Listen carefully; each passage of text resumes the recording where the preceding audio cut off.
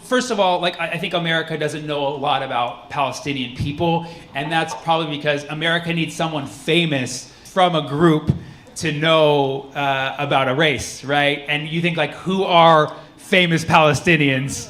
Nobody really knows them. You have like Yasser Arafat and Jesus, and it's like, who are those guys? I've never heard of them. Oh, and DJ Khaled. DJ Khaled is actually ours too.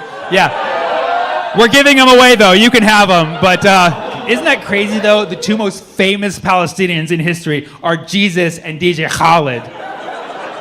They're very similar when you think about it. Jesus and DJ Khaled. In fact, when they came out with the New Testament, they were like, another one.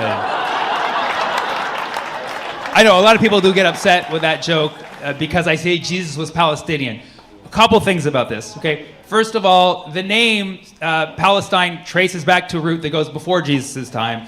In fact, Syria Palestina was what the Romans and Greeks called the broader area. So it was a term that existed, but Jesus specifically was born in Judea and he was ethnically Jewish. But he was born in the land that is now Palestine because Bethlehem is in the West Bank of Palestine. So if someone's born here in America 2,000 years ago, we call them Native American. By the same logic, Jesus is Native Palestinian. And yes, he's Jewish. He was ethnically Jewish. Jesus was Jewish and Palestinian. He was the solution to the Middle East in one person. Yeah. This isn't a sermon, don't worry. I'm just saying we know Jesus was Jewish because he didn't celebrate the Christian holidays, right? He didn't do Christmas. He really didn't like Easter. Definitely did not do Easter. Every Christmas Eve, he'd be at a Chinese restaurant locally. Like, he was, for sure, he was Jewish. And we know Jesus was Palestinian because he broke out of a cave in a matter of 3 days. That requires a tunnel. We know this. Jesus was Jewish and Palestinian. And black, for sure, he was black.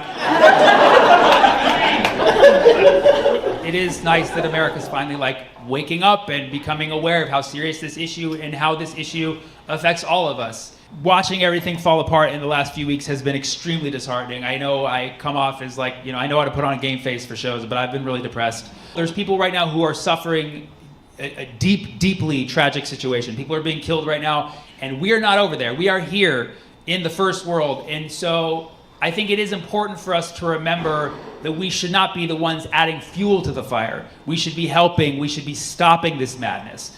That's my opinion, okay?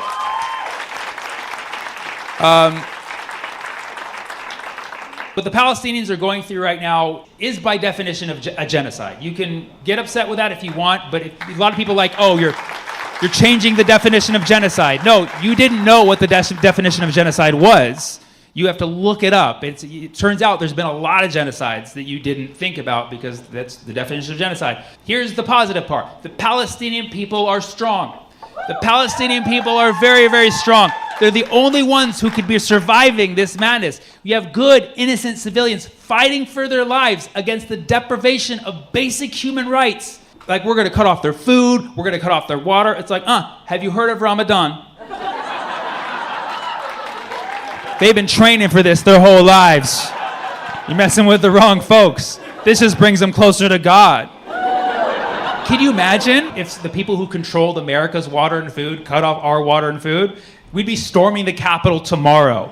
We'd be eating each other on day 3. The vegans would go first. You'd have like 10 January 6th at the Capitol. We'd be eating Nancy Pelosi right in front of her. Can you imagine if people blacked out our internet? Gen Z's head would explode the first day. There couldn't even be a genocide. There'd be a mass suicide before it even started. So people are suffering, and the least we can do is try and help and try to create an aura of peace. And this also means seeing through propaganda. There's a lot of propaganda going on right now that's trying to destroy the character of a lot of different people and divide us all. You have to understand, there's propaganda that's making Arabs look bad. It's a full-on smear campaign against Arabs. And the same thing for Jewish people, too, a smear campaign.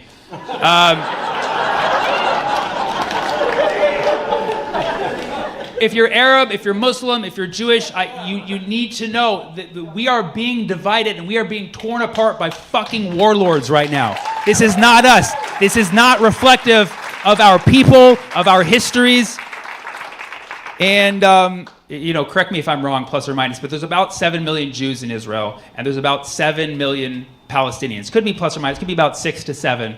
Jewish people want a Jewish state, Palestinian people want a Palestinian state. There's only a couple ways it's going to happen. There's either going to be 2 states, there's going to be 1 state where the land is shared, or there's going to be a genocide. Be on the team of not choosing genocide. That's all the basic premise is don't choose the genocide.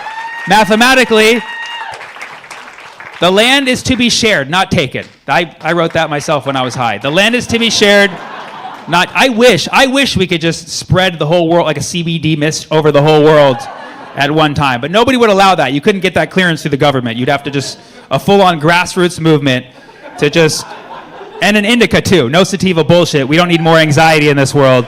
Just spray the whole world down with an indica, get everybody in the couch, and then we can have a real conversation.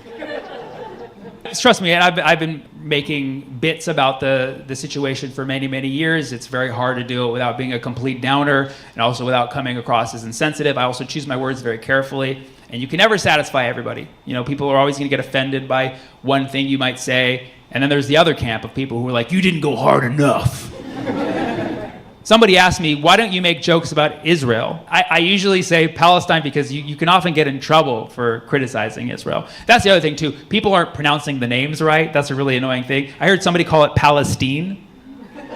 Like, this isn't Ohio, bro. Like, I heard somebody call it Gaza. Like, no, it's Gaza. Or if you're Arab, say Gaza. Yeah. Or as Israelis say, Hamas. Even Israel too. You have these southern politicians like, Israel! I stand with Israel! Like, dude, if you stand with them, say it how they say it. They say it Israel. Or as Arabs call it, Palestine. Like, just learn the names. Learn the names. But my friend was like, why don't you make jokes about the Israeli military? Are you scared? I'm like, no, I'm an American. I pay taxes. I can make fun of anybody I support, right?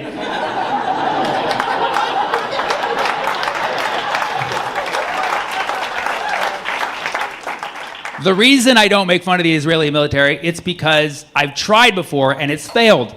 I posted a joke about the Israeli military and everybody hated it. Even Palestinians were like, take it down.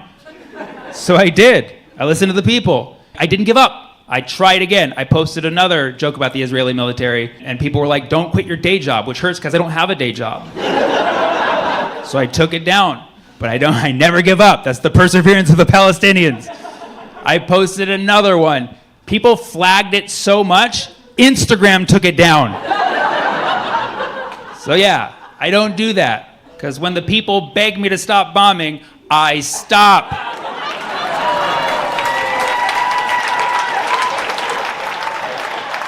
All right, just want to make sure. I'm not bombing right now, right? I just want to make sure I'm not bombing or my jokes didn't go up into the air and misfire. I just want to make sure that we're on the same page here. CDC did not approve of this show. Not the best joke to open with. But the CDC does list forms of transmission on their website, and one of them is laughter. Yeah, right? They're like, don't you have any fun now? Because you will spread the kill vibe. It's hard to remember a very generic name. People get mad. You meet them, forget their name. Dude, you don't remember that I was Dave? I'm so sorry. You're like the 1000th Dave I've met. Like, what are you supposed to say? Like, I'm sorry that brain space is finite. And if you don't know what that means, it's because brain space is finite. It's hard to remember people's names. Zoom, man. Zoom.